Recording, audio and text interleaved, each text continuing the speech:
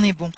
Je voulais également remercier, je sais que vous êtes un certain nombre de responsables, gestionnaires de résidences autonomie présents parmi nous cet après-midi. Je voulais vous remercier vraiment celles et ceux qui se sont impliqués d'une manière ou d'une autre dans cette étude parce que vous avez pris du temps pour nous, pour répondre à un questionnaire, pour répondre à des entretiens, pour nous mettre en lien avec des résidents. Et vous allez le voir, c'est ce qui fait la richesse de cette étude justement. Donc encore merci. Alors, si c'est bon pour vous, si vous voyez bien mon écran, je vérifie, je vous pose la question rapidement au cas où. A priori, c'est bon. Merci Mélanie. Alors, comment ça va se passer cet après-midi? Donc, Mélanie a déjà rappelé quand même le contexte et les objectifs de l'étude. On fera un point sur la méthodologie et on partira très rapidement sur les résultats. Pour celles et ceux qui ont eu un petit peu de temps pour feuilleter ou lire en détail, tout dépend le rapport auquel vous avez désormais accès. On va retrouver là les 4 grandes thématiques qui sont dans le rapport, donc la mission de prévention, la question du public accueilli en résidence autonomie, le modèle économique et la question de l'attractivité et du taux d'occupation.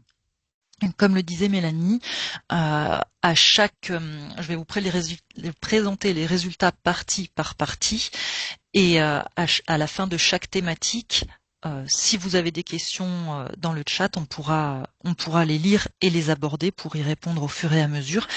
Et en dernier temps, on aura bien sûr des échanges avec vous. En tout cas, on l'espère que vous aurez des choses à nous dire, des questions à nous poser ou en tout cas des expériences aussi à partager. Donc le contexte et les objectifs, je ne vais pas y revenir beaucoup plus longtemps puisque Mélanie Marchand les a déjà bien rappelés. Peut-être vous préciser aussi, donc le webinaire est enregistré pour avoir un replay, mais on vous fera parvenir également le support là qui vous est projeté. Donc comme ça, vous aurez toutes les informations si vous voulez les relire. On a remis une définition, en tout cas quelques éléments de précision concernant les résidences autonomie, puisque même si vous êtes nombreux à être en lien direct avec les résidences autonomie, responsables, gestionnaires, conseils départementaux, on a aussi parmi nous cet après-midi des membres du PGI qui sont peut-être un petit peu plus éloignés de cette question.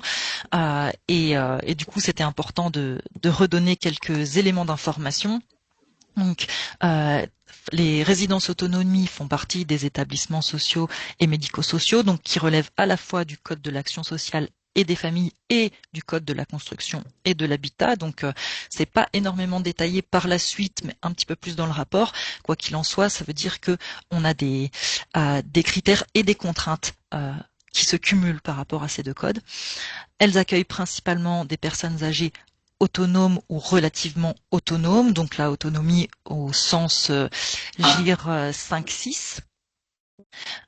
Donc les résidences autonomie peuvent accueillir sous condition et dans une certaine proportion des personnes qui sont en GIR 1 à 3.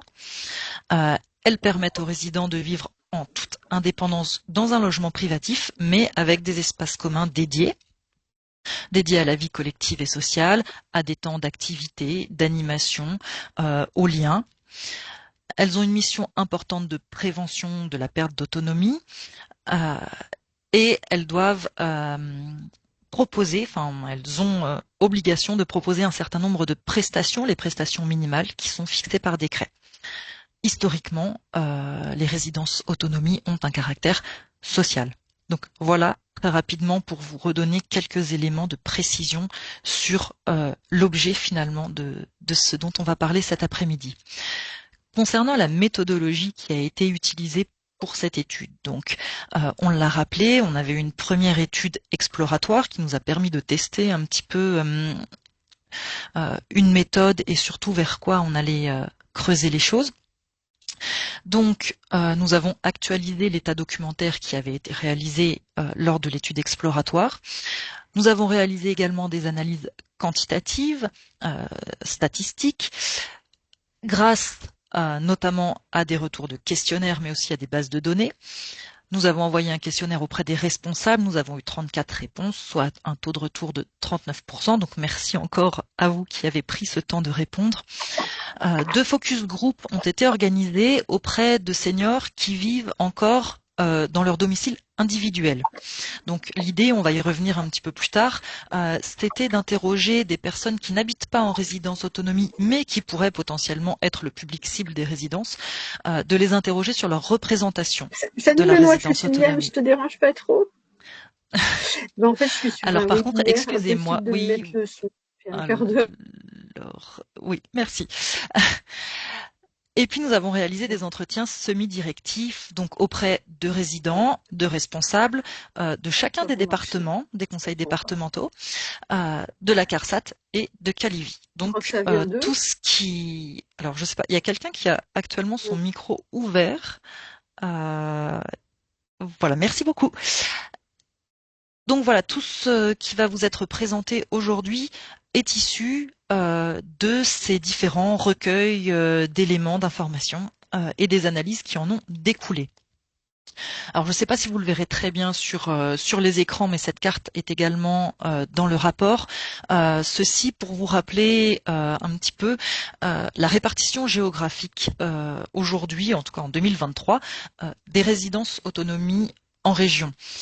Cette carte, elle est intéressante à rappeler puisque on voit qu'on a des départements avec un nombre important de résidences autonomie et d'autres où on a 4 résidences autonomie et on peut faire l'hypothèse que certaines problématiques, certaines Bon, après, j'ai difficultés vu les ou images, mais c'est pas du tout le fond, quoi. certaines solutions proposées ne seront pas toujours adaptables en fonction Sûr. des territoires. En tout cas, c'est ce qu'il faut qu'on réfléchisse.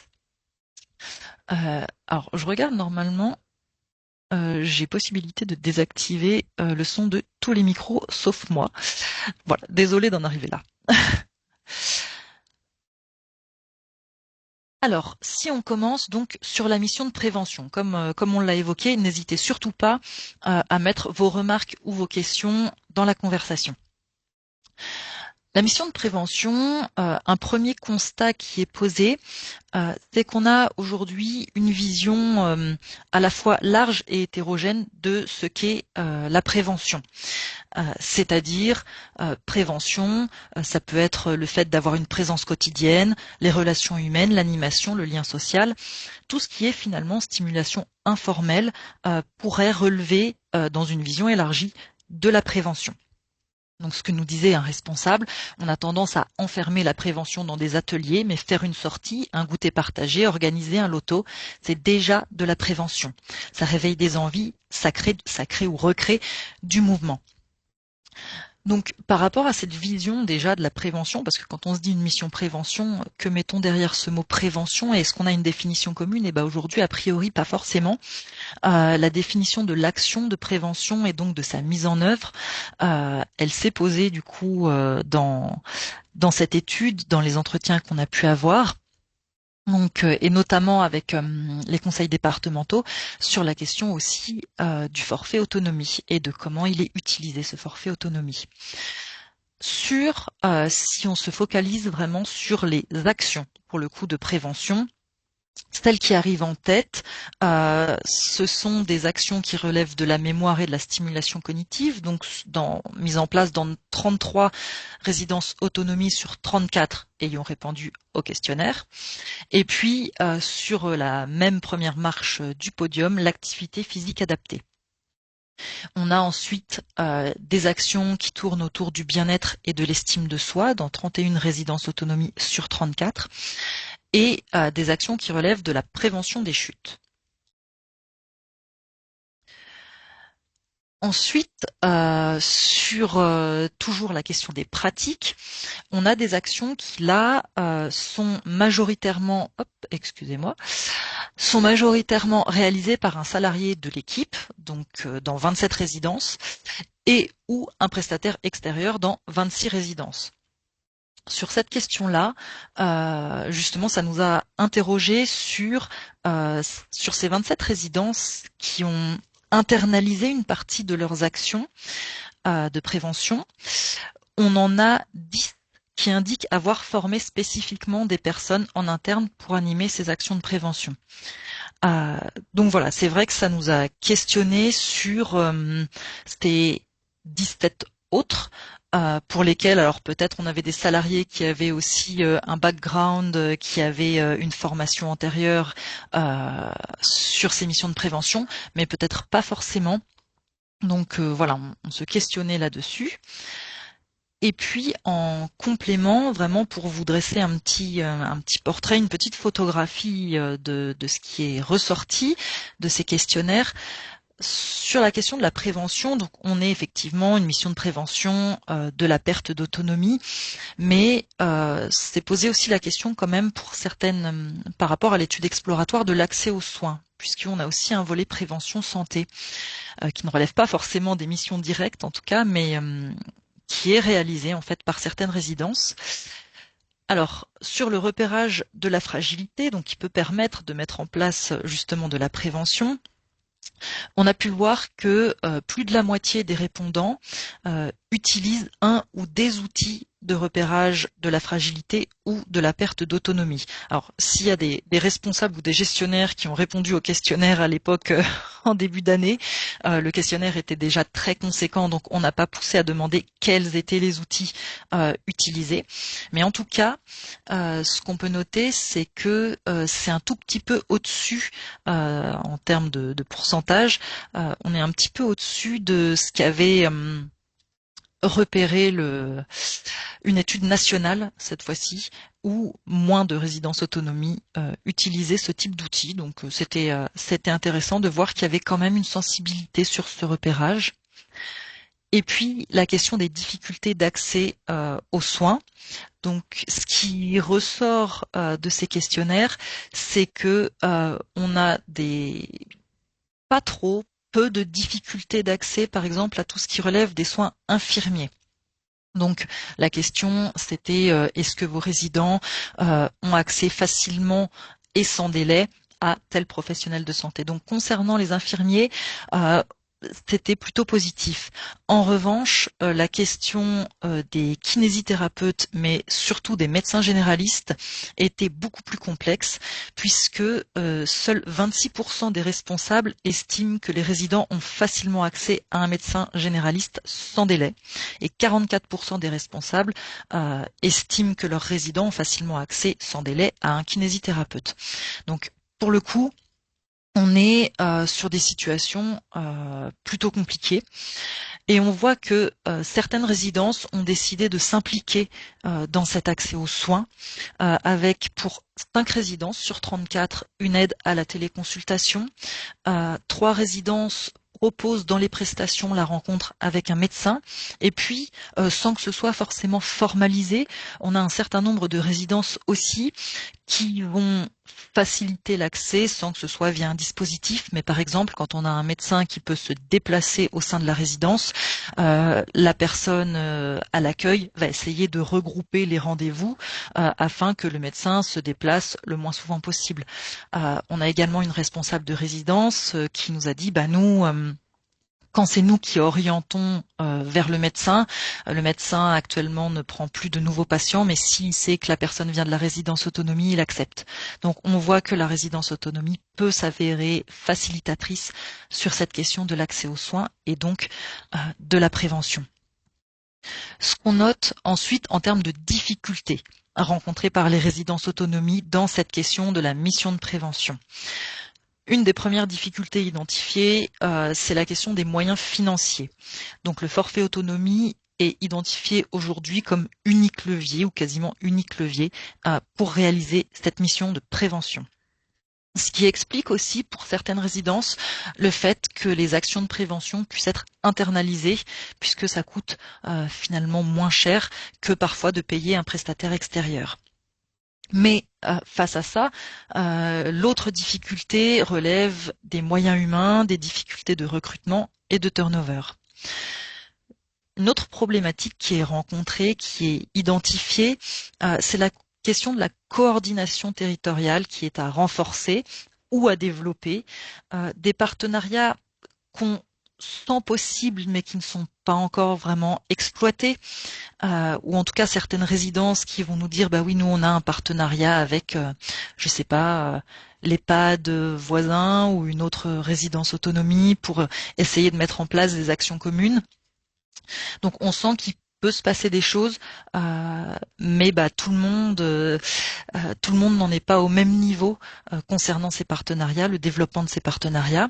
Et puis surtout, on a certaines résidences qui, par exemple, géographiquement, vont se trouver isolées, donc pour qui il peut être plus compliqué de développer certains types de partenariats. Donc ça, vous pourrez pareil nous en parler ou y revenir si vous avez des expériences à ce sujet. Autre difficulté rencontrée, eh bien, ce sont tout simplement les avis, les retours des résidents, le regard que les résidents portent sur les activités. Donc, très souvent, ces activités, elles sont appréciées par les résidents, ça c'est le point important à dire, mais elles peuvent s'avérer mal vécues si elles semblent imposées, peu adaptées ou perçues comme infantilisantes. Ça, on y reviendra aussi sur la question de l'attractivité des résidences, toute l'importance de mettre en avant la question du choix des résidents et de leur liberté à continuer de décider pour eux-mêmes. Donc c'est ce que vous voyez en fait en dessous. Il faudrait nous demander notre avis plus souvent. On veut bien participer, mais pas subir. On veut être acteur. Et donc ça, c'est quelque chose qui va ressortir, on le verra, sur la question de l'attractivité des résidences. Autre difficulté, l'implication hétérogène des conseils départementaux. Donc c'est ce que je vous disais tout à l'heure en montrant la carte. On a aussi des conseils départementaux qui ont beaucoup de résidences autonomie sur leur territoire, d'autres qui en ont moins. Des politiques locales, départementales qui peuvent être différentes d'un conseil départemental à l'autre. Et donc certains conseils départementaux qui vont essayer de mettre en place des choses, des dispositifs pour essayer d'accompagner les résidences autonomie, d'autres conseils départementaux pour qui ça va être plus compliqué d'essayer de mettre en place des choses. Mais ça, du coup, les résidences autonomie, elles, sur le terrain, elles font face à cette hétérogénéité des conseils départementaux. Une multiplicité aussi des interlocuteurs au sein des conseils départementaux, alors qui, pour information, a aussi été relevé par certains professionnels des conseils départementaux eux-mêmes, qui disent bien que les résidences autonomie peuvent dépendre de 2, voire 3, voire 4 services différents en fonction de la thématique sur lesquelles on les interroge, et que eux-mêmes sont conscients déjà de la difficulté pour les résidences autonomie à trouver le bon interlocuteur, mais aussi eux de la difficulté à se faire passer correctement les informations. Et puis enfin, dernier point sur ces difficultés concernant la mission de prévention, ce qui a été relevé, c'est le manque d'accompagnement pour effectuer cette mission-là, d'indicateurs simples pour la mise en œuvre d'évaluations d'impact qui sont aujourd'hui de plus en plus demandés. Et donc, comment faire pour mettre en place déjà à la fois la mission de prévention, mais en plus une évaluation d'impact quand on a toutes les difficultés déjà mentionnées juste avant. On aimerait évaluer, mais avec quels outils qui nous aident? C'est trop lourd à porter seul. Et ce, d'autant que je l'ai pas forcément mentionné parce que j'avais pas gardé le verbatim, mais on a aussi des responsables qui nous disent mais des responsables vraiment couteau suisse, un responsable qui nous disait mais en fait avec le manque de personnel, avec les difficultés RH, et ben finalement les actions de prévention c'est moi. C'est moi qui dois les gérer en plus du reste et du coup forcément c'est extrêmement compliqué. Alors, on a des difficultés, ça on va pas le nier, on a néanmoins des atouts en région, avec déjà un parcours en prévention assuré par l'Interrégime et ses partenaires, qui part plutôt aussi bien du domicile individuel avec les ateliers Bonjour, en passant par les atouts pour les résidences autonomie, et enfin le programme Oméga en EHPAD. Donc, une base de parcours prévention qui est déjà existante en région et sur laquelle il sera intéressant de se reposer peut-être pour les suites. Ensuite, autre point important, on a certains conseils départementaux, donc comme je vous le disais, qui essayent d'expérimenter des choses, alors avec plus ou moins de succès, mais en tout cas, ça a le mérite d'être testé, qui essayent d'accompagner les résidences autonomie, donc qui ont mis en place par exemple un réseau de responsables, des rencontres annuelles, des plateformes d'information, voilà, qui prennent plus ou moins. Et c'est ce que nous disait ce responsable. On a créé un petit réseau informel entre les responsables à l'initiative du département. C'est léger, mais ça fait du bien d'échanger. Je pense que, alors vous en aviez peut-être déjà, probablement déjà conscience, mais cette étude permet aussi de mettre en avant le fait que les responsables peuvent se retrouver assez seuls face à certaines problématiques, face à certains questionnements, et que le fait de pouvoir se retrouver, échanger entre responsables, là montre que c'est parfois un travail très solitaire et de tout l'intérêt de pouvoir échanger dessus. Et puis enfin, en région, nous avons les webinaires de Calivi à destination des équipes des résidences autonomie et qui entament un travail sur l'accompagnement de l'évaluation, donc comme on l'a vu, qui pose aujourd'hui problème. Donc cette évaluation d'impact, on aimerait bien la mettre en place et proposer une espèce de kit. Donc ça, on va y revenir. Et puis, autre élément, on a des atouts régionaux, mais il existait aussi des outils nationaux. Donc, avec le Centre de ressources et de preuves dédié à la prévention de la perte d'autonomie, qui propose aujourd'hui un kit pour évaluer l'impact de son action de prévention, et qui propose également la capitalisation des actions probantes, c'est-à-dire des synthèses de bonnes pratiques sur différentes thématiques. Alors, elles ne sont pas encore toutes couvertes pour l'instant, mais ça viendra. Certains conseils départementaux nous ont indiqué que les outils proposés aujourd'hui par le Centre de ressources et de preuves n'étaient peut-être pas complètement adaptés pour les résidences autonomie. Donc peut-être que ce sera un sujet à évoquer, peut-être qu'il y a quelque chose à faire aussi pour que ces outils qui sont aujourd'hui créés puissent être pratiques pour les résidences autonomie également. Et puis sur la question du repérage des risques de fragilité, on a le programme ICOP qui est en train de se déployer au niveau national et qui a été créé par l'Organisation mondiale de la santé et qui permet justement d'avoir une photographie d'un état de santé, enfin de fragilité plutôt, à un moment donné, et qui permet d'être renouvelé tous les 6 mois en auto-évaluation quand la personne est en mesure de le faire, et qui permet surtout de repérer éventuellement une évolution de cet état de fragilité. Donc ce sont des pistes sur lesquelles on pourra réfléchir. Donc ce qui ressort de tout ça, donc en termes de pistes d'action et de réflexion. Donc on avait essayé de les classer en termes de pistes d'action et de réflexion plutôt envisageables à court terme avec des moyens limités, moyens financiers, moyens humains, pas trop de partenariats, des pistes en tout cas qui nous paraissaient entre guillemets faciles à mettre en place, et puis des pistes d'action plus difficiles à mettre en œuvre, mais peut-être que vous aurez des retours à nous faire par rapport à ça en nous disant mais finalement ça vous rendez pas compte, c'est pas si facile que ça à faire. La première piste concernant la mission de prévention, c'était d'outiller les responsables des résidences autonomie. Alors en s'appuyant par exemple sur le centre de ressources et de preuves, mais en tout cas de pouvoir avoir à la fois des définitions communes, un langage commun, des outils, comme on le disait pour l'évaluation d'impact par exemple, et que les responsables ne se retrouvent pas seuls face à cette mission de prévention. Donc pour ça, on pourrait s'appuyer donc sur le centre de ressources et de preuves pour fournir aussi des outils aux conseils départementaux. J'ai axé la présentation plutôt de cette mission prévention sur les difficultés rencontrées par les résidences autonomie, mais on a aussi des difficultés rencontrées par les conseils départementaux que j'ai pas forcément mentionnées. Et qui relèvent par exemple de la question de pareil, finalement, la prévention, qu'est-ce que c'est? Qu'est-ce qu'une action probante? Qu'est-ce qu'une action qui a fait ses preuves? On manque de données là-dessus, et donc ce serait d'outiller aussi les conseils départementaux pour pouvoir répondre à ces questions-là. Et puis, dans les pistes d'action qui nous semblaient plus complexes, c'était éventuellement de créer un réseau régional, alors et ou décliner à l'échelle départementale, ce serait à voir en fonction de ce qui paraît le plus pertinent. Mais en tout cas, l'idée derrière ça, c'est vraiment de favoriser l'échange de bonnes pratiques entre les responsables. Alors après, en prenant en compte le fait que les responsables, comme on le disait, sont sur plein de choses différentes, manquent de temps, donc comment créer un outil qui prenne pas plus de temps, mais qui permette en tout cas de répondre à des questionnements, qui permettent d'accompagner les responsables dans certaines problématiques.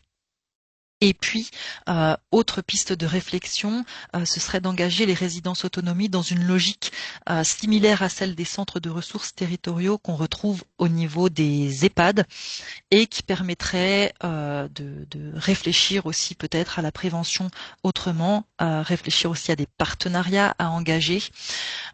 Donc voilà, donc tout ça, vous le retrouvez plus en détail dans le rapport.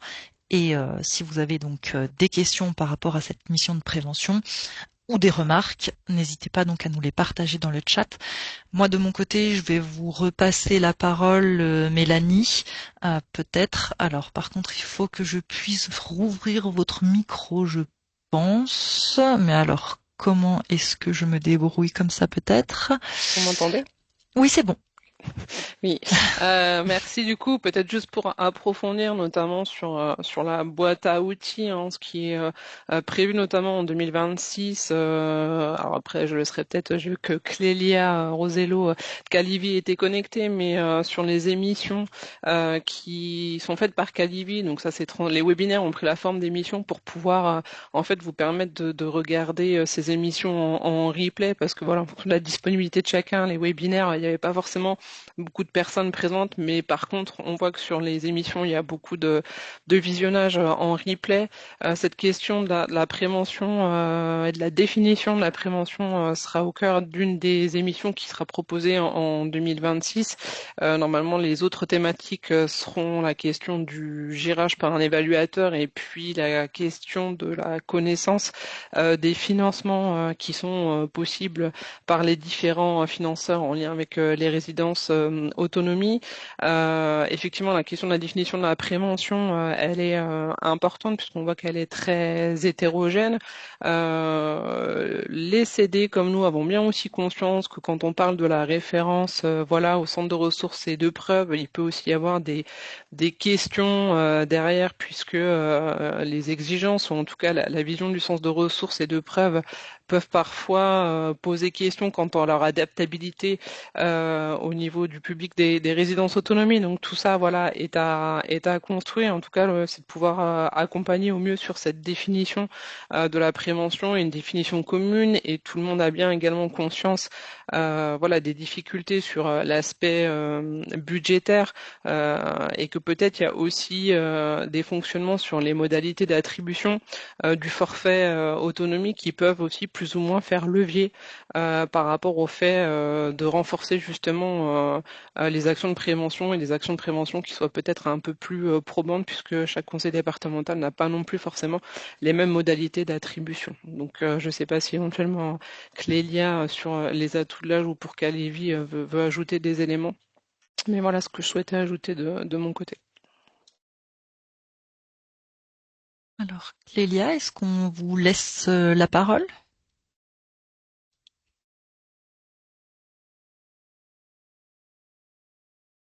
Alors, le truc, c'est que, est-ce que...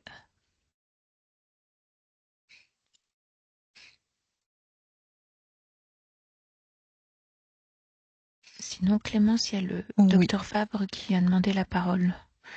Oui. Alors, je vous laisse la parole du coup. Par contre, l'idée, on s'était dit qu'on faisait pas forcément de prise de parole pendant la présentation, mais plutôt, si vous voulez bien, pour la suite, comment indiquer ce que vous souhaitez nous transmettre dans le chat et on y revient par la suite. Mais je vous laisse quand même la parole puisque du coup, vous étiez peut-être pas là quand je l'ai précisé, donc allez-y. Non, non, mais écoutez, je vais écrire dans le chat et puis je Non, reprends non, la mais parole plus tard. allez-y, on va Ouais, rebondir du coup. c'était juste une question sur la mission de prévention. Dans le rapport que j'ai lu avec beaucoup d'intérêt, donc dans les pages 38-39, n'est pas indiqué la fréquence de ces actions de prévention. Donc on ne sait pas si c'est mensuel ou alors j'ai mal lu si c'est mensuel ou annuel. L'autre question qui concerne les finances, où vous avez écrit là dans vos slides, l'unique levier, c'est donc le moyen financier apporté par le forfait autonomie. Ça sous-entendrait qu'on pourrait payer le salaire de l'animatrice dans ce forfait autonomie, ce qui m'étonne un peu. Nous, on avait cru comprendre que le forfait autonomie correspondait à des financements d'actions particulières. Et dans les bonnes dans les bonnes idées en ce qui concerne notamment l'activité adaptée. Donc je rappelle qu'il y a la Fédération française du sport pour tous qui fait un essaimage territorial qui est assez extraordinaire. Je crois que par exemple, un département comme le Haut-de-Saône, il doit y avoir 14 clubs de sport pour tous qui sont vraiment très très adaptés aux résidents que nous accueillons dans les résidences publiques. Voilà, c'était tout. Merci. Merci à vous. Alors effectivement, sur la fréquence, les responsables n'ont pas été interrogés sur la fréquence des actions mises en place. Comme je l'ai dit, le questionnaire était déjà extrêmement lourd en fait pour pouvoir répondre. Donc l'idée, c'était qu'ils puissent répondre jusqu'au bout.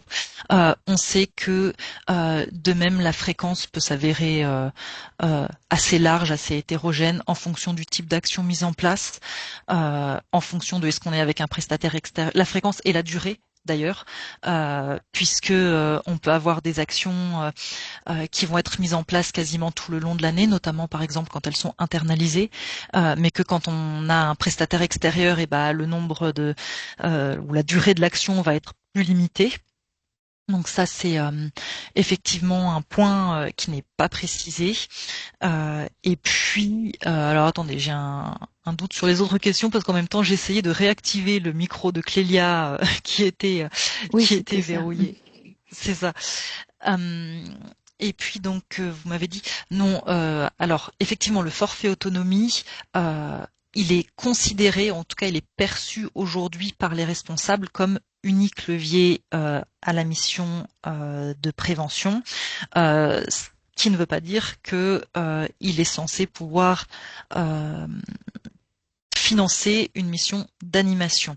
Mais une fois encore, aujourd'hui, la définition de la prévention étant extrêmement large et étant extrêmement hétérogène, ce qui pose question du coup, on peut avoir effectivement certaines résidences qui utilisent le forfait autonomie pour financer du temps de l'animatrice qui va faire en fait une action de prévention. Donc on a des montages aujourd'hui qui sont de ce registre-là, mais effectivement on tend vers de plus en plus le financement d'actions dites probantes, ayant fait leurs preuves, etc. Ce qui pose aussi des difficultés, comme je l'évoquais, aux conseils départementaux, qui eux aujourd'hui n'ont pas forcément non plus les connaissances scientifiques, le bagage pour décider si telle action elle a fait ses preuves ou pas. Et donc voilà, d'où l'importance de pouvoir outiller chacun au niveau où il va devoir intervenir en fait. Mais aujourd'hui, la difficulté aussi en termes financiers, elle est là. C'est que pour les résidences autonomie, le seul moyen financier pour la prévention, c'est celui-ci, et il n'est pas forcément suffisant.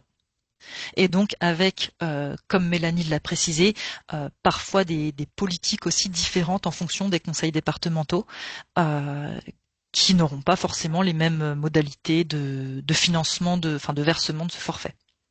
Donc en plus, on est sur une région où on a de l'hétérogénéité à ce niveau-là également. Il me semble qu'il y avait une troisième question, mais j'ai peur de l'avoir oubliée. C'était sur la Fédération française du sport pour tous, qui peut être un moyen sur les territoires. Exact. Voilà, la présence. Oui, merci du coup pour cette information. Donc oui, Carole, tu m'as dit que effectivement Clélia avait pas de apparemment micro. avait un souci avec non, mais c'est micro. parce que j'ai désactivé les micros et que comme elle n'a pas levé la main, elle n'a pas récupéré la parole. Je vais essayer de voir comment défaire ça. Mais en tout cas, effectivement, nous dit-elle, nous sommes en train de travailler sur les prochaines émissions et certaines proposeront des sujets concrets sur la prévention afin de sensibiliser et outiller les responsables de résidence autonomie. Merci beaucoup. Du coup, merci beaucoup. Je vais continuer sur la thématique suivante, qui est la question du public accueilli en résidence autonomie. Alors, qui s'appelait au départ les nouveaux profils de résidents, mais finalement on s'est rendu compte que la question du public accueilli, elle était un tout petit peu plus large que ça, puisque le premier point sur lequel on voulait s'arrêter, c'était la question du GIR, avec en fait, alors nous déjà globalement en région, 81,1% des résidents des résidences qui nous ont répondu sont évaluées en GIR 5-6, donc on est et globalement sur les autres niveaux de GIR, on est sur une répartition qui est conforme au cahier des charges. Des textes qui, sur le papier, apparaissent clairs, mais néanmoins sur le terrain, qui sont parfois difficiles à appliquer et à appliquer de manière rigoureuse. Donc déjà, il y a tout un questionnement sur l'outil lui-même, la validité de l'outil pour définir si la personne est encore autonome et indépendante. Mais bon, là pour le coup l'outil, nous, c'est celui qui est officiel, qui est utilisé, donc on ne va pas s'arrêter là-dessus, mais c'était important de le mentionner. Et puis, au-delà de l'outil, se posent beaucoup de questions autour de la passation de l'outil, de l'évaluation, de l'estimation du score. Donc, un responsable qui nous dit le GIR, on le connaît rarement à l'entrée, et même quand on l'a, il est souvent sous-estimé. Côté conseil départemental, on est conscient de la difficulté également. Il n'y a pas de référentiel partagé, chacun se débrouille. Certains directeurs ont créé leur propre échelle, puisque finalement, on n'est pas tous en mesure de pouvoir faire passer la grille à GIR, on n'est pas tous formés à ça. Et puis surtout, on a par exemple des médecins généralistes qui vont réaliser la grille à GIR, qui eux en ont les compétences, et qui, plus ou moins, certains peut-être sans le vouloir et d'autres de manière un peu plus consciente, vont parfois surestimer les capacités des personnes afin qu'elles puissent entrer en résidence autonomie. On va avoir des personnes qui, sur le papier du médecin, vont être évaluées en GIR 5, mais qui, dans les faits, les responsables vont nous dire très clairement, cette personne, elle est en GIR 4, voire 3. Et finalement, le médecin a facilité l'entrée en résidence autonomie, alors que ce n'était pas forcément ce qu'il y avait de plus pertinent pour cette personne-là. Donc, il y a la question du niveau de GIR qui, même si sur le papier reste conforme au texte, dans les faits, sur le terrain, au sein des résidences, c'est peut-être pas aussi clair, et ça pose beaucoup de questions en matière de prévention, puisque la prévention n'est pas forcément la même en fonction des difficultés rencontrées et du niveau de dépendance. Et puis, ça remet en question également la qualité de l'accompagnement, de l'accueil, puisque on a un public qui est plus en difficulté que ce que les équipes peuvent accueillir. Elles ne sont pas forcément formées pour, il n'y a pas forcément le matériel, etc. Donc, ça fait partie des difficultés évoquées, même si c'était pas ce sur quoi, au départ, nous, on avait eu l'idée de travailler. Concernant les nouveaux profils, alors entre guillemets, on a mis tous les nouveaux profils possibles ensemble, et puis ensuite on va les détailler un peu plus. En tout cas, sur les 34 résidences qui ont répondu au questionnaire, on en a 33 qui accueillent des personnes présentant des troubles cognitifs. Donc, ce qui peut poser des difficultés. 27 qui accueillent des personnes présentant des troubles psychiatriques. 20 qui accueillent des personnes en situation de handicap non liées à l'avancée en âge, 6 qui accueillent des étudiants et des jeunes actifs, et une des familles monoparentales. Et puis, une fois encore, du fait de la taille du questionnaire, on n'a pas recueilli de données sur les personnes qui présentent des addictions, des parcours de précarité, des ruptures familiales, etc. Donc, on n'a pas de chiffres à vous proposer, mais on sait que ce sont des personnes qui sont aujourd'hui au sein des résidences autonomie et qui peuvent mettre en difficulté les équipes, les autres résidents, se mettre en difficulté elles-mêmes. La difficulté pour nous sur la question du public accueilli, c'est que c'est une thématique qui a émergé lors de l'étude exploratoire. Autant les 3 autres thématiques, on les avait déjà en tête et on les a creusées dès le début. Celle-ci, elle a vraiment émergé des tout premiers entretiens qu'on avait pu faire. Et on n'a pas trouvé énormément non plus de littérature sur laquelle se reposer. Donc l'idée, c'était surtout de faire une première photographie de ce qui se fait, de ce qui existe en Bourgogne-Franche-Comté, et puis peut-être après on pourra approfondir ces questions-là. Donc voilà un petit peu sur nos répondants, en tout cas, cette première photographie. Donc on a un certain nombre de difficultés qui sont mises en avant par les résidences autonomie. Donc le manque de formation et d'outils pour accueillir et accompagner ces nouveaux publics. On n'a pas toujours de partenaires spécialisés vers qui orienter les personnes, c'est-à-dire soit au moment où elles se présentent, où on a le dossier d'entrée en résidence et on s'aperçoit que la personne, sa situation n'est pas adaptée à la résidence autonomie, mais si on n'a pas de partenaire vers qui la réorienter et qu'elle ne peut plus rester à domicile, ça pose aussi des problèmes moraux, peut-être éthiques également, ou une fois que la personne, après être entrée en résidence autonomie sur un parcours un peu plus classique, mais commence à développer des difficultés, pareil, on n'a pas toujours de partenaire vers qui les orienter, de partenaire avec qui travailler également. Donc des difficultés à prendre en compte de ce fait les besoins spécifiques de chaque personne, et puis une ambiance qui peut parfois être dégradée, on peut voir apparaître des tensions entre les résidents.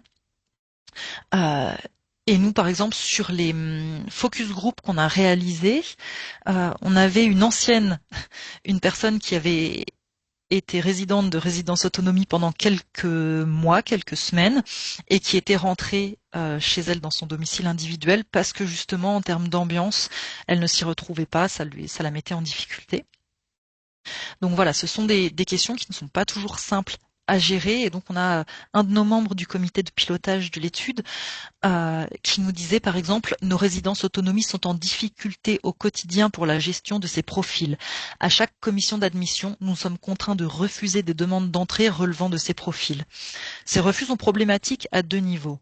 Pour les personnes concernées qui ne relèvent pas forcément de l'EHPAD et qui se retrouvent sans solution de logement pertinente pour leur situation, et pour nos structures qui refusent ces personnes malgré la vocation sociale, alors que certaines résidences ont encore de la vacance, donc des résidences qui ont des places de disponibles, mais qui sont quand même contraintes de refuser des personnes. Sur cette étude, 80% des répondants ont déjà été contraints de refuser d'accueillir, par exemple, des personnes du fait de troubles neurocognitifs ou du comportement. Donc, face justement à cette question de difficulté du taux d'occupation, on voit là que les refus se font vraiment parce qu'on estime que l'accompagnement ne pourra pas être fait correctement. Donc voilà cette difficulté-là. Et puis, concernant par exemple ce qui relève de l'intergénérationnel, donc qui est encore un peu à la marge aujourd'hui sur nos résidences, mais qui existe. Donc on a pu voir que c'était une idée qui pouvait être intéressante, et donc on peut faire aussi le lien avec la question du taux d'occupation, du modèle économique sur des résidences qui ont des places vacantes. Pourquoi pas ouvrir à des jeunes? Ça paraît une bonne idée vu comme ça. Donc quand les résidences, on en a un certain nombre qui l'ont fait, et par exemple historiquement le CCAS de Besançon a ouvert depuis bien longtemps maintenant une de ses résidences autonomie à des jeunes, c'est souvent présenté comme un atout fort d'avoir ces jeunes. Alors sur l'attractivité, c'est-à-dire les personnes qui auraient envie d'entrer en résidence autonomie et qui voient qu'il y a des jeunes, ça peut effectivement donner envie de venir, et sur finalement la dynamique au sein de la résidence autonomie. En revanche, idée intéressante certes, mais pas si simple à mettre en place, puisqu'il y a plusieurs freins qui sont identifiés, alors soit dans l'étude, soit dans d'autres rapports. D'abord le cadre géographique. Nous, c'est vrai que plusieurs responsables ou organisations nous ont dit, oui, dans des villes étudiantes ou dans des villes qui bougent, où il y a des jeunes, c'est super, c'est une bonne idée, mais nous, à la campagne, s'il n'y a pas d'école autour, c'est plus compliqué. Et puis, autre difficulté qui est repérée aujourd'hui, ce sont les modalités administratives et pratiques qui sont encore floues. Donc, voilà, en tout cas, qui peuvent être perçues comme telles. Voilà, c'était l'extrait de l'étude exploratoire. Mâcon, c'est une grosse ville en milieu rural, il n'y a pas d'étudiants. Donc, difficulté à faire venir des étudiants. Donc, voilà sur la question des publics accueillis. Que vous dire de plus par rapport à ça? Les pistes d'action et de réflexion qui ont été proposées, alors un petit peu, on va dire en vrac, qu'il s'agisse des nouveaux publics avec plutôt des difficultés de parcours ou des publics intergénérationnels, etc. Plusieurs pistes. Donc d'abord, l'idée d'essayer de limiter les ruptures de parcours entre la résidence autonomie et l'EHPAD. On a un ou une responsable de résidence autonomie qui nous a dit mais moi, au moment où je fais l'entrée d'une personne dans la résidence autonomie, si je vois justement que elle a quand même déjà des difficultés de santé, des risques de fragilité, systématiquement, j'envisage une inscription en liste d'attente en EHPAD parce qu'on n'a pas parlé aussi autre difficulté qui est liée au GIR, mais aussi au fait qu'en résidence autonomie, les personnes sont de plus en plus âgées et restent pas forcément longtemps, mais comme elles arrivent déjà plus âgées, elles restent parfois en étant plus âgées. C'est que on va avoir des personnes qui devraient relever plutôt de l'EHPAD que de la résidence autonomie, mais qui vont rester au sein de la résidence autonomie et qui peuvent du coup amener aussi des difficultés puisque la résidence autonomie n'est pas médicalisée, on ne peut pas avoir l'accompagnement qu'il y a en EHPAD. Sauf que pour des raisons par exemple financières ou pour des raisons de représentation ou parce que la personne en entrant en résidence autonomie s'est dit c'est mon dernier déménagement, je ne souhaite pas repartir de la résidence, enfin pour des tas de raisons, on a des personnes qui restent en résidence autonomie alors qu'elles devraient aller en EHPAD. Donc l'idée c'est vraiment d'essayer de faciliter, de fluidifier finalement le parcours entre la résidence autonomie et l'EHPAD quand ça s'avère nécessaire. Autre possibilité, ouvrir la résidence autonomie à l'extérieur de façon plus ou moins temporaire. Avec donc c'était un peu l'idée de l'intergénérationnel, mais avec pourquoi pas du coworking, des résidences d'artistes, et puis surtout la difficulté indiquée sur la question de l'intergénérationnel, où c'était dit, oui, par exemple, Mâcon ou Besançon ou Dijon, ce sont des grosses villes, il y a des étudiants, il y a des jeunes, donc effectivement, faire de l'intergénérationnel, ça doit pas être très compliqué. Comment on fait en milieu rural? Peut-être qu'il y a d'autres publics à accueillir. Donc on parlait des familles monoparentales.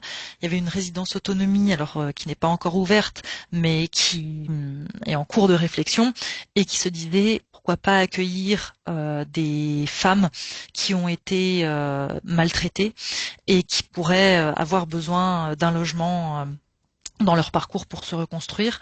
Donc voir vraiment aussi avec le territoire qu'est-ce qui peut manquer, en quoi la résidence peut devenir une ressource, non pas uniquement pour les personnes âgées du territoire, mais pour l'ensemble des personnes du territoire. Et puis sur le volet plus difficulté de la rencontre de publics très différents avec des habitudes de vie très différentes, proposer des ateliers autour de la question du vivre ensemble, de la tolérance, donner des éléments de compréhension. On regardait tout à l'heure par rapport au nouveau public, on a par exemple l'accueil de personnes présentant des troubles psychiatriques ou de personnes en situation de handicap non lié à l'avancée en âge. On voit que quand ces accueils se font de manière, on va dire, choisie par la résidence, c'est-à-dire avec des professionnels qui ont pu être formés, avec des partenaires présents pour orienter les personnes, pour venir en aide, pour continuer de les accompagner, avec des résidents qui ont été informés, en général, ça se passe plutôt bien. Les difficultés arrivent quand les résidences autonomie sont contraintes d'accueillir ces publics alors qu'elles n'ont pas les moyens pour le faire. Donc voilà, d'où aussi ces propositions. Sur des mises en œuvre un peu plus complexes, il y a la question d'élargir les obligations de conventionnement avec EHPAD et SAD, donc une fois encore, on revient sur la logique de centre de ressources territoriales, avec toujours l'idée d'essayer de fluidifier les parcours, cette fois-ci plutôt du domicile individuel vers la résidence autonomie, mais pas forcément. Se préparer à l'accueil de nouveaux publics via des expérimentations, donc par exemple en s'appuyant sur l'expérience de patients experts, mais aussi via une fois encore le partage de retours d'expérience, l'échange de bonnes pratiques, et puis enfin reprendre cette logique de réseau des résidences autonomie qui avait déjà été proposée précédemment pour mieux accompagner les responsables dans l'accueil de ces nouveaux publics, donc une fois encore avec l'idée de pouvoir communiquer entre les résidences autonomie, celles qui ont peut-être déjà mis en place des choses, celles qui sont surtout en difficulté. Donc voilà pour cette partie-là. Mélanie, est-ce que vous souhaitez dire un mot sur cette question du public accueilli? Non, peut-être, enfin, juste vous communiquer une information sur notamment un nouveau partenariat qui va se mettre en place dans la région par rapport à la cohabitation intergénérationnelle solidaire avec l'opérateur Cohabilis. Alors voilà, c'est un axe de développement qui est très petit par rapport aux résidences autonomie. On va pas se voiler la face non plus, mais voilà, le Cohabilis a aussi rédigé voilà un guide pratique et puis une note juridique par rapport à la cohabitation intergénérationnelle solidaire au sein des résidences administratives. Donc on était au niveau Bourgogne-Franche-Comté, on n'avait pas de partenariat établi formellement avec Cohabilis. Donc là, on va rentrer sur un petit partenariat en 2026 qui est plutôt pour l'instant sur l'accompagnement au développement des binômes de cohabitation intergénérationnelle solidaire au niveau du domicile, mais c'est posé effectivement pour nous c'est cette question de peut-être voilà développer les liens avec Cohabilis sur la 6 comme on dit cohabitation intergénérationnelle solidaire au sein des résidences autonomie.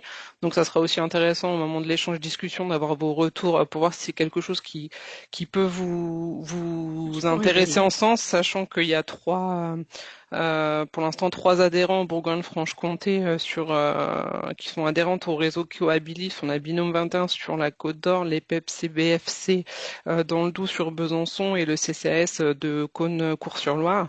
Et puis juste peut-être pour faire le lien avec la thématique d'après qui est sur voilà le modèle économique, c'est que forcément sur le public qui est accueilli, je fais juste le lien avec les financements CARSAT, effectivement si à un moment les résidences autonomie ont un nombre de personnes, en tout cas qui relèvent des GIR 5 et 6, qui n'est plus majoritaire, ou en tout cas, voilà, ça nous amène aussi au niveau de nos financements CARSAT qui sont que GIR 5 et GIR 6 à reproratiser, voilà, quand il y a des demandes de financement en ce sens-là, ça a aussi un impact sur les financements. Merci beaucoup pour ces précisions. Carole, je suis pas sûre qu'il y ait beaucoup de réactions pour le moment. Pour l'instant, non. Donc n'hésitez pas, ou alors soit on vous a perdu, soit c'est suffisamment complet, mais n'hésitez pas, surtout à écrire. On se garde de toute façon un temps à la fin pour échanger en direct. Sur la question du modèle économique, donc là, effectivement, Mélanie, vous avez fait le lien. Donc le constat global, et c'était une des raisons pour lesquelles cette étude nous avait été demandée aussi au niveau du PGI, c'est le constat d'un modèle qui est en difficulté aujourd'hui. En 2024, sur les 34 résidences qui nous ont répondu, on en a 15 qui constataient un bilan déficitaire. Bon, parmi les autres, on en a 7 qui ne voulaient pas ou ne souhaitaient pas répondre. Donc ça, vous voyez, ça laisse peu de résidences sur un bilan plutôt soit équilibré, soit positif. Les principales raisons des situations de déficit qui ont été indiquées, c'est l'augmentation des charges, de l'inflation, et puis le taux d'occupation insuffisant. Donc là, on va avoir 2 thématiques, donc le modèle économique et puis ensuite la question de l'attractivité et du taux d'occupation qui sont bien entendu extrêmement intriqués. Globalement, le modèle économique repose sur très peu de ressources. La ressource principale, le loyer des résidents. Sur la mission de prévention, le forfait autonomie. Ce sont les 2 ressources principales identifiées. Côté dépenses, on a à la fois les charges fixes du bâtiment, en plus, tout ce qui est entretien également, les salaires du personnel, les prestations complémentaires, et enfin, pour les gestionnaires qui ne sont pas propriétaires des murs, on a aussi la question des loyers. Donc si on développe un tout petit peu chacun de ces éléments, enfin pas tous mais certains, sur la question des loyers des résidents. Aujourd'hui, en fonction des résidences, des territoires, on a déjà des disparités au niveau des tarifs. Ça, c'est une première chose. Toutes les résidences ne sont pas du tout sur les mêmes prix. Du fait que les loyers sont quasiment la seule ressource, eh bien, on a une très forte dépendance au taux d'occupation. un impact du nombre de places, c'est-à-dire que en fonction de la taille de la résidence, si on est sur une résidence plutôt type Marpa, c'est-à-dire 30 places ou moins, c'est sûr que un logement vacant va peut-être pas avoir le même impact que sur une résidence où on a 80 logements. Et on a également un fort impact de tout ce qui relève des non-versements, donc soit des loyers impayés ou soit un délai extrêmement important pour les aides sociales. Donc on avait par exemple une responsable qui nous expliquait, mais aujourd'hui les délais d'instruction des dossiers, ce sont 9 mois à attendre sans toucher les aides, et c'est encore pire si la personne vient du département voisin, le délai est rallongé, ça peut aller jusqu'à 1 an où en fait il se passe rien. Donc voilà pour la question des loyers. Les salaires du personnel, donc spontanément cités comme premier poste de dépense par la plupart des responsables qui sont interrogés. Concernant les gestionnaires non propriétaires des murs, donc je pense que ce qui était le plus parlant, c'était la description de ce responsable. Un quart de notre coût correspond au loyer qu'on doit payer aux propriétaires. Et c'est ça qui est le plus difficile à gérer, puisqu'on a une convention où le propriétaire nous met à disposition le bâtiment, mais ne fait rien. Donc on paye un loyer, mais tout ce qui est entretien, coût, réparation, rénovation ou autre, on paye en plus. Donc effectivement, on voit que en fonction, une fois encore, de différents facteurs, donc taille de la résidence, localisation, propriétaire ou non des murs, ce modèle économique, la balance, elle peut vraiment pencher très rapidement, malheureusement, surtout côté dépenses actuellement.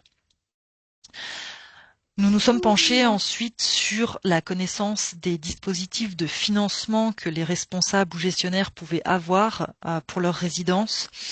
Donc, excusez-moi, mais il y a encore un micro qui est ouvert.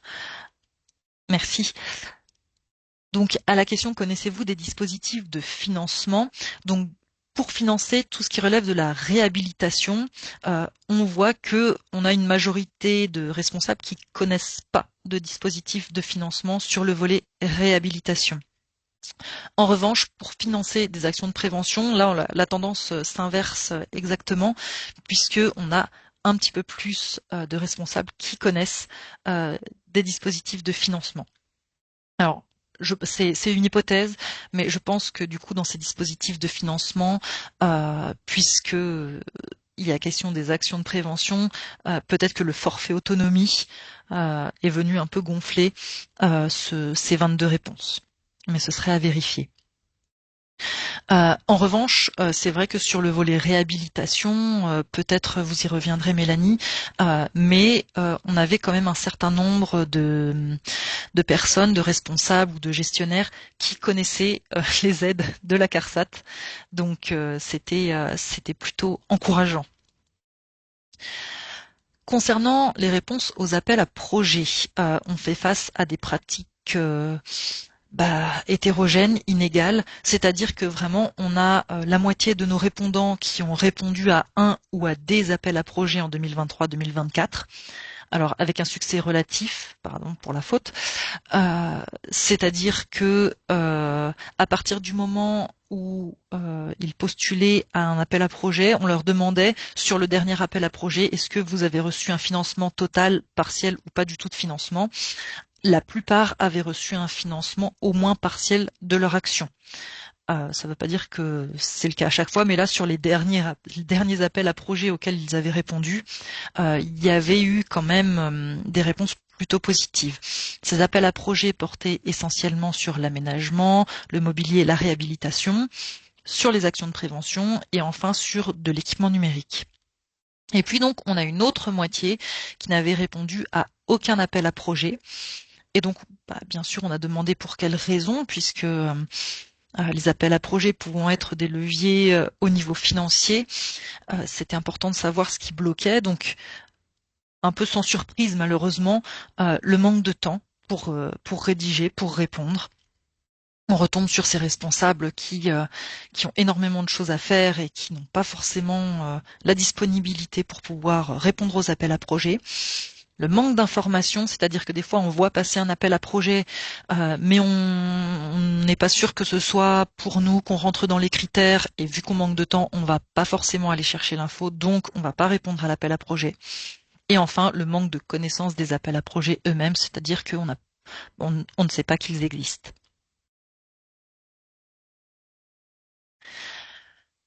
Sur la question des leviers, nous on partait plutôt d'hypothèses au départ en disant peut-être qu'il existe des leviers sur la question du modèle économique. Donc on s'est dit peut-être que le fait de mutualiser des services ou des prestations pourrait être un levier parmi d'autres. Donc on a 18 répondants sur les 34 qui ont la possibilité d'effectuer ce type de mutualisation, à commencer par l'animation, justement, avec d'autres structures. Souvent, on a EHPAD ou autres résidences autonomie. Tout ce qui relève de l'aide à domicile. Et puis, la restauration, le portage de repas. Les partenaires les plus sollicités, donc les autres résidences autonomie, les EHPAD, et puis d'autres établissements un peu plus à la marge. Ce que l'on constate, c'est que la mutualisation, elle est facilitée lorsque le gestionnaire gère d'autres établissements ou d'autres services. Par exemple, des bailleurs sociaux, des CCAS, qui vont pouvoir, alors soit qui ont d'autres résidences autonomie, ou soit qui ont d'autres services, et qui vont pouvoir mutualiser un contrat pour l'ascensoriste, par exemple, ou pour de l'entretien, pour tout ce qui est petite réparation, petit bricolage, ce genre de choses. Sur de l'animation aussi éventuellement, et que par contre des résidences qui étaient gérées seules pour elles-mêmes, et là pour le coup la mutualisation était beaucoup plus compliquée puisque ça nécessite aussi d'avoir des partenaires extérieurs à sa propre organisation. Alors ce n'est pas impossible, mais en tout cas c'est peut-être on a peut-être plus de difficultés à les mettre en place. Et puis, c'est pas précisé aussi dans les difficultés, mais concernant la mutualisation, on a aussi parfois des propositions de mutualisation qui ont été faites par des responsables à leur municipalité et qui ont été refusées. Donc ça, on a eu le cas. Et puis, parfois, on a des propositions de mutualisation qui, sur le papier, sont très intéressantes et super, mais qui ne sont plus pertinentes. Par exemple, on a une résidence autonomie qui avait mutualisé la communauté de communes avait proposé de mutualiser un minibus, sauf qu'au sein de la résidence autonomie, il y a plus beaucoup de personnes qui sont en mesure de monter dans ce minibus non adapté aux personnes à mobilité réduite. Donc la mutualisation sur le papier est existante, mais dans les faits, elle n'est pas forcément pertinente. La question de l'ancrage territorial et de l'ouverture sur l'extérieur. Donc, on a pu remarquer l'importance du contexte local, du tissu associatif et de comment la résidence autonomie était intégrée à ce local, à ce tissu associatif, justement, une fois encore, dans l'idée de pouvoir mutualiser un certain nombre de choses. Possibilité d'élargir le rayonnement de la résidence, de louer des locaux, ou par exemple d'accueillir pourquoi pas une animation qui pourrait être portée par une association. Enfin, voilà, il y a des partenariats à penser, qui ont pour certaines d'entre vous déjà été pensés, et peut-être justement ce serait intéressant d'avoir des retours d'expérience là-dessus. Mais c'est ce que disait un responsable, il y a une asso juste à côté qui vient faire des ateliers, c'est gratuit et ça nous soulage. Donc pourquoi pas accueillir aussi des ateliers d'associations extérieures auxquels pourraient participer les résidents, qui permettrait d'avoir aussi un temps d'animation ou d'action de prévention qui serait mutualisé avec une association. Et puis il y a l'IGAS qui s'est penché sur cette question-là, alors sur pas que celle-ci d'ailleurs, il y a eu un rapport très très important, très conséquent aussi, avec des recommandations qui étaient sorties 2023-24. Et donc qui propose sur ce volet économique une version qui recommande même au gouvernement de réfléchir ou réfléchir à une version adaptée de l'aide à la vie partagée pour les résidences autonomie. Donc l'aide à la vie partagée qui est aujourd'hui plutôt réservée aux habitats inclusifs, et la question de relancer le forfait soins qui avait pu exister, que certaines résidences autonomie à la marge ont pu garder, mais c'est, comme je le disais, à la marge, et qui pourrait aider justement sur ce modèle économique. Et d'autant que je crois que c'est dans ce rapport, mais j'ai un doute, il est montré que le fait que les résidences autonomie qui ont un forfait soins ont pu par ailleurs développer des actions de prévention. Donc on revient sur notre première thématique, une fois encore très intriquée. Sur les pistes d'action et de réflexion. Alors, l'idée c'était, mais vous l'avez déjà pris en main côté Calivi, c'était d'intégrer la thématique des financements du modèle économique dans les émissions proposées par Calivi, et ou plus tard peut-être via le réseau des résidences autonomie, si un jour peut-être celui-ci se met en place. L'idée aussi c'était de permettre aux financeurs, alors on a la CARSAT et Calivi, on a le forfait autonomie, mais on a d'autres financeurs potentiels. Donc leur permettre de rencontrer régulièrement les équipes pour leur faire part des soutiens existants. Alors peut-être pas des rencontres en direct, puisque aller voir résidence par résidence serait compliqué, mais pourquoi pas des mini-webinaires plus courts que celui-ci, avec possibilité d'échange. Et puis enfin, créer des outils très pratiques pour les responsables et les résidences, des outils qui viseraient à faciliter les réponses, par exemple, aux appels à projets. C'est-à-dire, pourquoi pas une veille des appels à projets possibles avec une synthèse très courte et très précise des critères, de ce qu'on peut demander, pour que, en un coup d'œil, le responsable, le gestionnaire puisse voir si sa résidence, son projet sont éligibles. Et voilà, peut-être essayer de favoriser aussi ce type de réponse, ou au moins puisque déjà des responsables qui répondent à des appels à projets, mais peut-être essayer d'outiller ceux qui ne sont pas encore en mesure de répondre. Sur quelque chose d'un peu plus complexe, faciliter les possibilités de partage de coûts entre partenaires d'un même territoire, donc avec de la mutualisation pour l'animation, pour des événements communs. Il n'y a pas besoin que ce soit obligatoirement des animations qui reviennent toutes les semaines, des accès à des salles, des moyens de transport. Mais pour ça nécessite aussi que l'on connaisse les partenaires du territoire. Alors les responsables en connaissent une partie, peut-être pas tous, peut-être qu'il y a des difficultés de communication, il ne s'agit pas juste de les connaître, donc on se rend bien compte que c'est pas forcément quelque chose de facile à mettre en œuvre. Voilà sur cette partie du modèle économique. Mélanie, je vous relaisse la parole.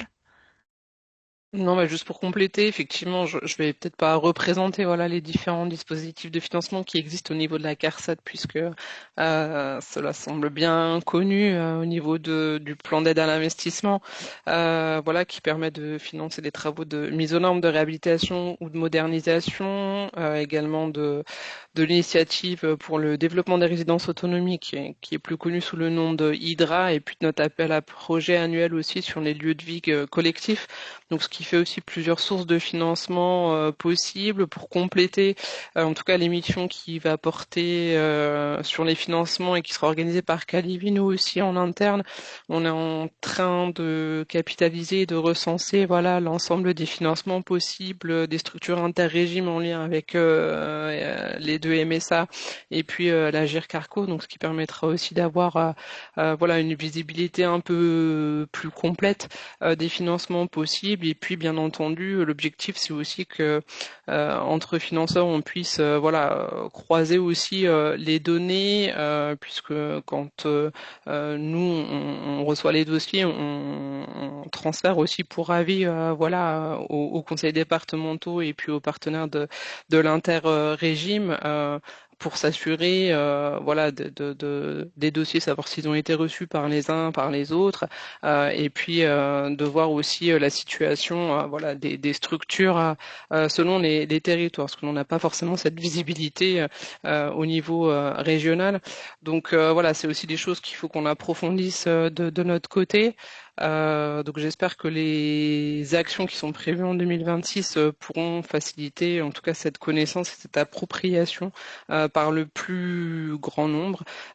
Savoir peut-être juste vous informer que sur les enveloppes PAI, on a en général chaque année une enveloppe alors là, qui est plutôt CNSA, mais qui est sur les tiers-lieux et sur des dépenses d'ingénierie. C'est une enveloppe en Bourgogne-Franche-Comté qui ne constitue pas la majorité de l'enveloppe régionale, mais c'est une enveloppe sur la création des tiers-lieux et de l'ingénierie qui n'est souvent pas utilisée en BFC parce que c'est une enveloppe qui est spécifique, donc on ne peut pas voilà, la globaliser avec le reste des demandes.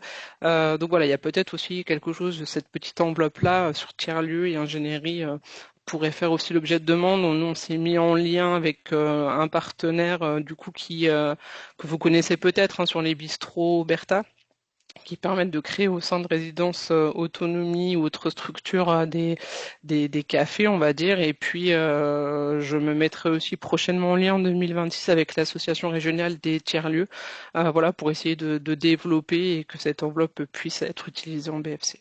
Je m'arrête là. Merci. Et puis je vois que Monsieur L'Huillier avait précisé, sans oublier le coût des énergies également. Donc ça, dans les dépenses, on les avait comptées un peu dans les charges du bâtiment, mais effectivement, coût des énergies et avec un impact de l'inflation qui est complètement non négligeable sur ce volet-là. Et du coup, sur notre dernière thématique, qui était l'attractivité et le taux d'occupation, le premier point, c'était d'essayer, pareil, de dresser un bref constat en région. Donc là, l'analyse a été effectuée non pas sur 34, mais sur 51 résidences autonomie, grâce au questionnaire qui avait été envoyé, mais aussi à l'appui de certains conseils départementaux qu'on remercie encore de nous avoir transmis un certain nombre d'éléments d'information. Grâce à ça, ce qu'on a pu montrer, c'est que sur ces 51 résidences autonomie, on en a un quart des résidences autonomie qui indiquent un taux d'occupation inférieur à 73,3%. Donc un quart. La médiane est à 83%. Donc on a la moitié de nos résidences qui ont un taux d'occupation inférieur à 83% et la moitié donc qui ont un taux supérieur. Et enfin, un quart indique un taux supérieur à 92%. Donc voilà, ma collègue plutôt statisticienne a tendance à dire que on est plutôt sur le haut de l'échelle, puisque en termes statistiques, effectivement, 70%, ça paraîtrait pas si mal. Sur le terrain, bien sûr, on voit là toute la difficulté, et notamment quand on fait le lien avec le volet économique, que ça peut poser. On a choisi de vous présenter en premier lieu la vision des seniors, qu'ils soient résidents ou non de résidence autonomie. Donc c'est là-dessus que vont reposer mes prochains mots. Un élément important, la décision, elle est très très souvent prise par la personne elle-même. Donc ça, c'est un élément indispensable. Seulement, parfois, cette personne prend la décision en ayant l'impression de ne pas avoir le choix. Donc ça reste quand même donc une liberté dans la décision prise, mais une liberté un peu sous contrainte en quelque sorte. Et on n'a pas forcément des gens qui vont nous dire j'ai choisi de venir juste pour être en résidence autonomie. C'est souvent parce que je n'avais plus le choix. Alors pas que, hein. Il est important aussi de rappeler que chaque parcours est unique et que les éléments de vie, les trajectoires de vie ont un impact sur ce choix. Alors, les incontournables pour entrer en résidence autonomie, la recherche de lien social et le sentiment de sécurité. Donc, ce sont les deux verbatims qui sont juste en dessous. Ici, je suis moins seule. Avant, je ne voyais personne pendant des jours. Et donc, le membre du personnel, il sait qu'il y a quelqu'un dans l'appartement, il dit bonjour, il surveille, ça rassure. Donc là, on voit vraiment les deux, et ça dans la littérature, ce sont aussi ces deux éléments-là qui ressortent de pourquoi les personnes viennent en résidence autonomie, pour ne plus être seules, renouer des liens, et pour un sentiment de sécurité. Là, on est sur un sentiment de sécurité plutôt lié à la santé. On a par exemple des personnes qui ont fait des chutes ou qui ont eu des AVC et qui étaient seules chez elles et qui du coup sont rassurées d'être en résidence autonomie parce que si jamais ça leur arrive à nouveau, ils savent qu'il y aura quelqu'un pour s'en rendre compte. Mais ça peut être lié aussi à un sentiment de sécurité vis-à-vis de leur appartement qui n'était plus adapté ou vis-à-vis de peur d'être par exemple cambriolé. Donc c'est un sentiment de sécurité qui peut être assez large. On a la question des rapprochements familiaux également. Autre levier à l'entrée en résidence autonomie, un équilibre réussi entre vie privée et vie sociale. Donc de parler avec les gens, etc. Ce qui ne t'empêche pas de rester chez toi si tu en as envie. Quand je veux être avec les amis, je suis avec les amis. Quand je suis ici, donc dans ma maison, je suis chez moi. Voilà, je fais ce que je veux. Donc c'est vrai que le fait d'avoir son logement et de pouvoir voir les autres quand on en a envie, c'est vraiment quelque chose dont les personnes non résidentes ne se rendent pas forcément compte que c'est possible de garder cet équilibre-là et la liberté de choisir. Je vous en parlais tout à l'heure par rapport aux actions de prévention ou en fait aux activités en général où les personnes disaient mais on veut être actrice, je veux y aller que si j'ai le choix. Et ben on y revient en fait finalement à cette question de la liberté et du choix. Moins de soucis de gestion du quotidien pour les personnes qui étaient dans les focus group. C'était par exemple, moi actuellement, il faut que je m'embête à faire venir un plombier pour tel souci, ou moi j'ai eu un électricien. Si j'étais en résidence autonomie, c'est vrai que ça je l'aurais plus. Eh ben oui, on a une personne aussi qui disait moi ce que j'aimerais en résidence autonomie, c'est pouvoir avoir les 3 repas collectifs pour ne plus jamais avoir à cuisiner moi-même. Alors c'est pas le cas de tout le monde, mais en tout cas le fait de ne plus avoir à gérer le quotidien, ça compte. Donc les logements adaptés et accessibles, pareil, sont un vrai levier. L'accès facilité à l'extérieur et à la verdure, notamment pour les personnes qui étaient soit en milieu rural ou qui avaient elles-mêmes une maison, mais pas que. Et une fois encore, donc les animations, vecteurs de lien social, mais avec l'importance de respecter la liberté d'y aller, d'avoir le choix. Ça, c'est quelque chose qui ressort énormément comme un levier, c'est-à-dire une fois qu'on y est, on se rend compte qu'on garde cette liberté-là. Néanmoins, ça peut être perçu comme un frein quand les personnes ne connaissent pas le fonctionnement des résidences. Le premier frein qui est mentionné, c'est le frein économique. La résidence, c'est peut-être plus cher que le domicile individuel. Le second frein, c'est la question du rupture de parcours. Avec beaucoup, ce qui revenait, c'était la notion de perte. Pour les personnes qui étaient dans les focus group et qui donc ne vivent pas en résidence autonomie, ça tournait beaucoup autour de perdre ce qui est lié à l'endroit que j'habite actuellement. Donc, aucun lien avec la représentation de la résidence autonomie. Je n'ai juste pas envie de partir de chez moi. Je ne veux pas perdre mon entourage, mes voisins, mon médecin, mes souvenirs, etc. Par contre, pour les personnes qui vivaient en résidence autonomie, on voit que ce qui était mentionné, c'était plutôt des représentations négatives qui étaient liées au lieu de vie collectif. Donc, peur de perdre, ce que je vous disais, sa liberté, son autonomie, en étant enfermé dans un cadre perçu comme institutionnel. Et puis, des freins relationnels avec le côté collectif, la cohabitation.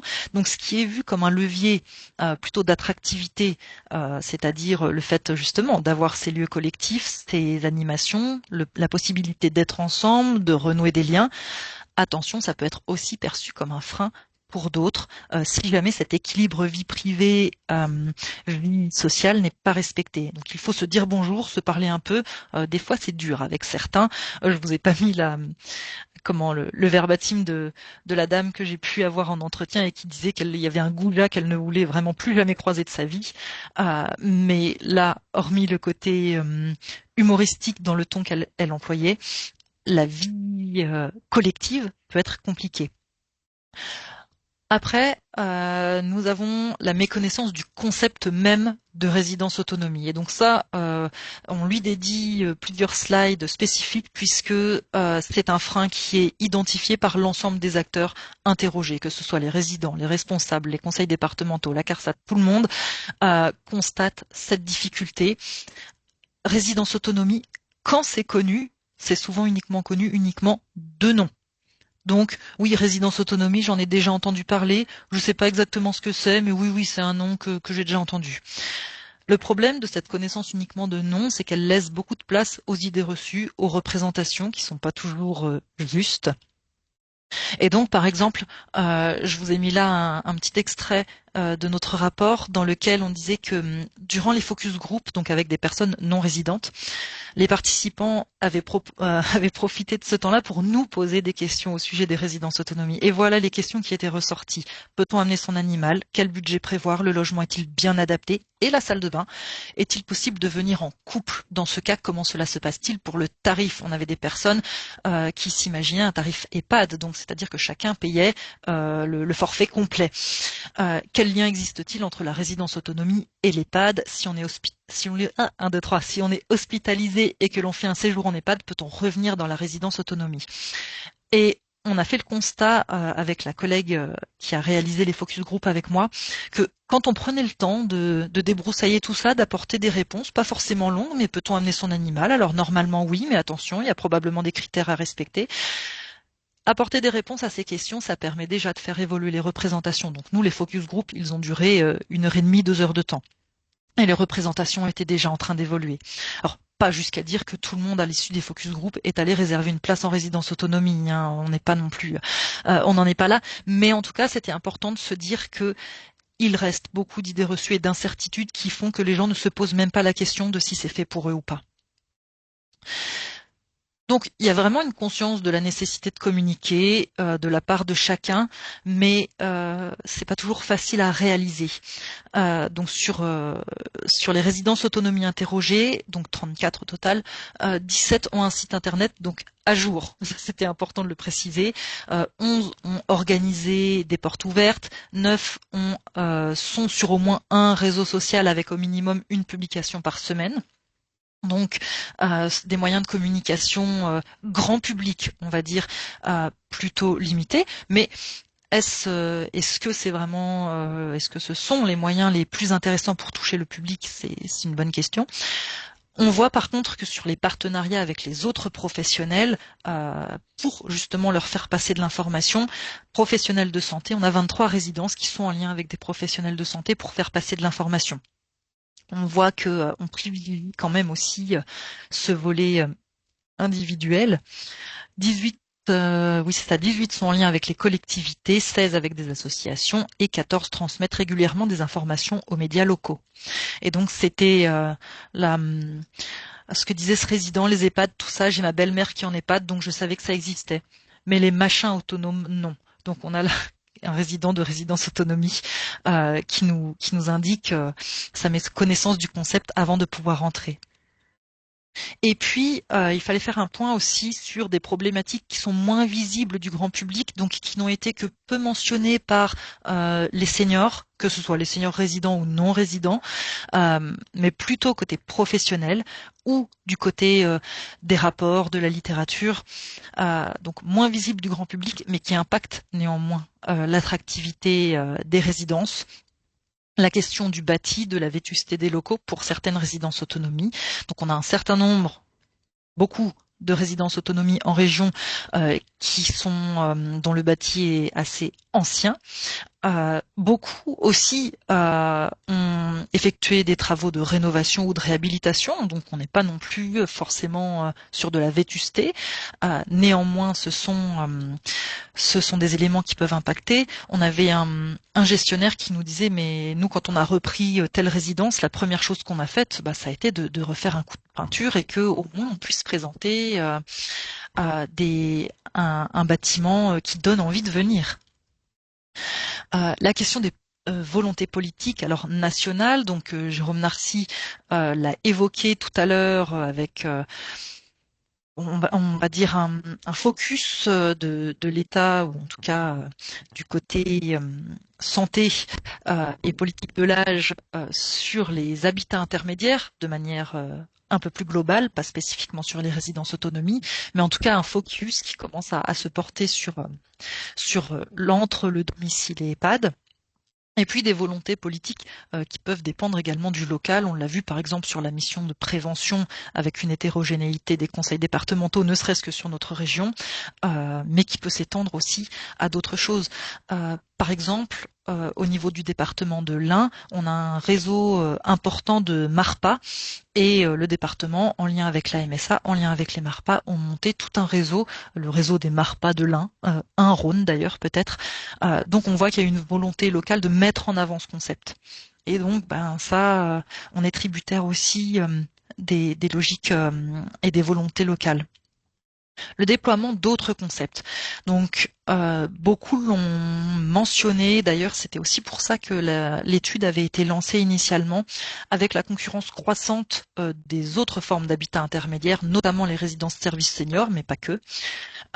Aujourd'hui, on sait que cette concurrence est réelle, pour le moment limitée à un certain public, puisque, on le rappelle, les résidences autonomie ont quand même une vocation sociale au départ, donc par rapport aux résidences services, restent financièrement plus accessibles pour le moment. Donc, on a un public qui est plutôt qui peut pas forcément se payer une résidence service senior et qui donc ira sur une résidence autonomie. Néanmoins, le fait que cette concurrence soit limitée pour l'instant à un certain type de public pourrait être amené à évoluer. Donc à voir aussi par rapport à ça. Nous, ce qu'on a pu voir sur le volet un peu plus statistique, c'était que pour l'instant, peut-être qu'il y avait de la place pour tout le monde, mais on n'est pas encore, on n'a pas pu aller suffisamment loin en termes de données statistiques pour pouvoir dire en quoi cette concurrence impactait vraiment l'attractivité. Mais peut-être que vous, de votre côté, vous avez aussi des éléments de réponse par rapport à ça. Les attentes des résidents et futurs résidents qui évoluent. Donc, on a des générations qui se suivent et qui ne se ressemblent pas, des générations de résidents qui diffèrent et qui n'ont pas les mêmes attentes, pas les mêmes besoins. On a un certain nombre, par exemple, de résidences, je n'ai plus le chiffre en tête, parmi nos répondants, qui n'ont pas encore de connexion Internet dans les logements, qui proposent pas forcément de connexion dans les logements. Donc c'est vrai que par exemple pour les résidents à venir, ça paraît assez impensable.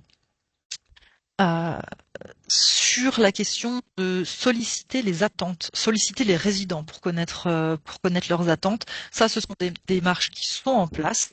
La plupart des résidences qui nous ont répondu indiquent bien avoir leur protocole de recueil des souhaits, propositions lors de l'arrivée du résident, pourquoi pas. Ce qui est important de noter, c'est que la très très grande majorité ne se contente pas de recueillir à l'arrivée, mais actualise aussi les souhaits et les propositions durant le séjour du résident.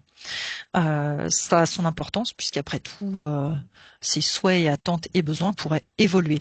Cependant, c'est vrai que l'aboutissement de cette démarche, l'aboutissement concret peut être assez variable puisque en fonction des souhaits des résidents, déjà on peut pas forcément accéder à tout. Mais voilà, en tout cas, il y a quand même un échange, une discussion autour de ce que souhaitent les résidents. Il y a la question également de l'ouverture sur l'extérieur qui peut vraiment être intéressante. Les résidents réclament encore beaucoup de pouvoir sortir, même si entre ce qui est dit par les résidents et après dans les faits, on a plusieurs résidences par exemple dont les résidents indiquent vouloir sortir, etc. Mais quand elles mettent en œuvre des choses pour que les résidents puissent aller à l'extérieur, finalement, ça répond pas forcément. Les résidences ne viennent pas forcément à ce type d'activité. Et puis dernier point, et ensuite je vais bientôt vous laisser la parole, la continuité du parcours. On en a déjà un peu parlé, la question de fluidifier les parcours, d'améliorer les connaissances, accompagner les changements, penser le départ. Donc on a toute cette question de déjà fluidifier les parcours, comment passer du domicile individuel à la résidence autonomie. C'est une démarche qui n'est pas forcément simple, à la fois psychologiquement parlant, financièrement parlant, elle peut poser question. Et puis après, même dans les faits, dans le pratico-pratique, comment organiser son déménagement, je connais pas bien la résidence, etc. Il y a peut-être des choses à penser pour accompagner les personnes dans leur arrivée dans la résidence, mais également penser le départ, et ça c'est nous au niveau du conseil scientifique du PGI, une remarque qui nous a été faite, c'est que on ne s'appesantit pas très longtemps sur cette question du départ, alors qu'elle est particulièrement importante. La plupart des résidents, quand ils sont en résidence autonomie, souhaitent y rester jusqu'au bout. Or, et ben tous ne le peuvent pas, ne le pourront pas. Et cette question du départ dans le rapport n'est pas suffisamment aboutie à proposer des choses. Donc il y avait effectivement le fait d'être en lien avec des établissements de type EHPAD, mais également penser le départ si un résident s'en va ou décède, comment ceux qui restent dans la résidence le vivent, comment parler de la mort en résidence autonomie, par exemple, que ce soit pour les résidents ou les professionnels, qui ne sont pas des sujets forcément faciles. Donc sur cette question de l'attractivité et du taux d'occupation, donc alors je vais peut-être pas vous les relire une par une, elles sont toutes approfondies dans le rapport et dans sa synthèse, mais l'idée c'est d'avoir ces trois volets.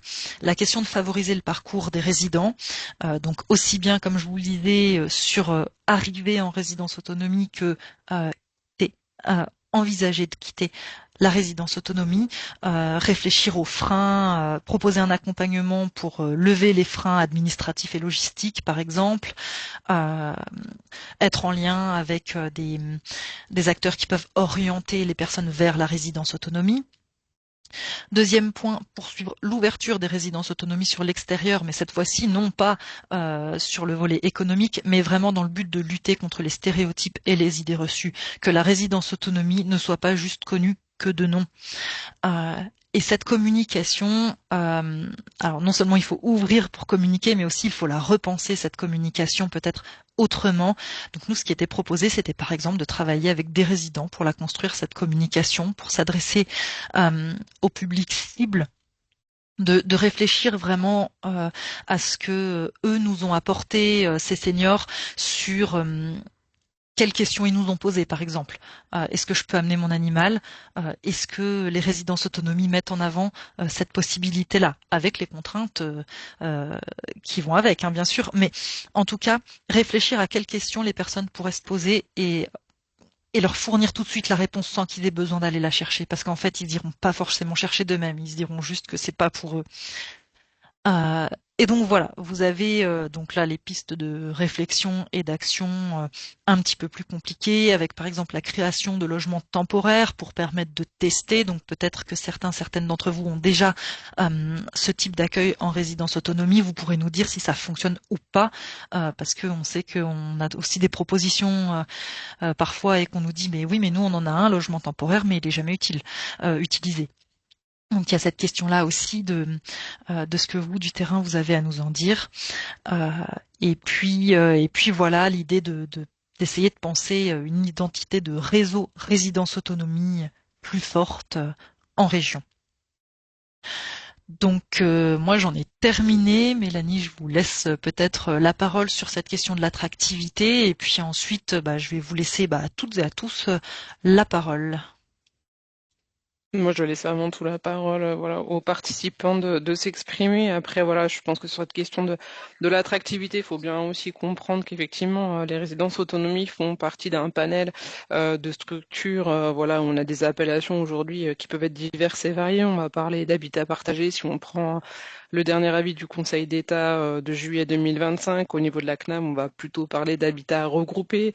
Au niveau du plan grand âge, il semblerait qu'on aille plutôt sur de l'habitat intermédiaire et se mêle aussi dans tout ça et se recoupe parfois ou pas aussi la notion d'habitat inclusif. Donc voilà, je ne sais pas si on peut effectivement toujours parler d'une concurrence, mais il y a des besoins qui sont différents. Il y a peut-être aussi des réponses différentes à apporter et les résidences autonomie en tout cas apportent un type de réponse pour des besoins particuliers aussi. Donc voilà, à ne pas oublier effectivement aussi tout ce croisement avec les autres formes d'habitat qui peuvent exister sur le territoire.